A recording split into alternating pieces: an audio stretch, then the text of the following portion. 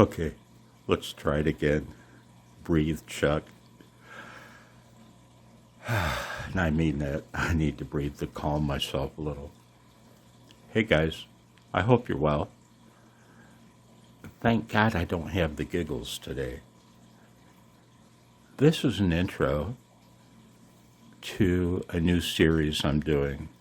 I won't add to it that often between projects, but the projects that I do, I'd like to share with you because many of them involve mechanical engineering as well as electrical and or electronic engineering.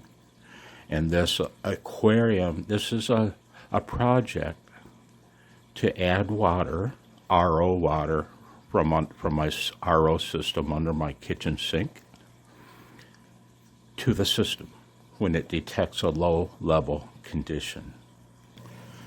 Because thanks to the miracle of a weir, believe it or not, guys, as water evaporates from both this sump filter and the tank itself, the tank is a 75-gallon tank. The sump filter system is 29 gallons. That's the tank size. But believe it or not, guys, as all that water evaporates, a gallon a day evaporates out of this system.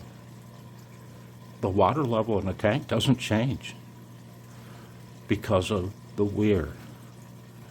We'll talk about that in the main video when I do. This is the intro. We won't talk about anything technical other than to say that is a magnetic float that I designed, and my God, the trouble I had with that. It took me 3 weeks of screwing around, but I perfected it. You know, that is the control electronics, which I'd love to demonstrate for you. It's all set up to, but that's not the intent of the video. But this auto top-off system, oh, the misery and the utter joy I've had.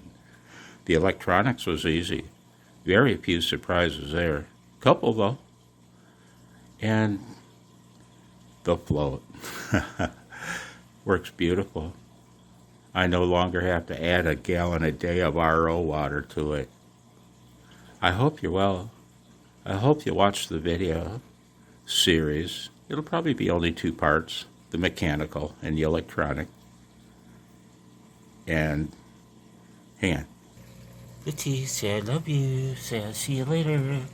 Say come back soon. Bye. Oh boy. Breathe, Chuck. It'll be okay. Oh boy. Hey guys, I hope you're. Oh no, the giggles have struck. Now this. Jesus. One of those times. Try again, Chuck.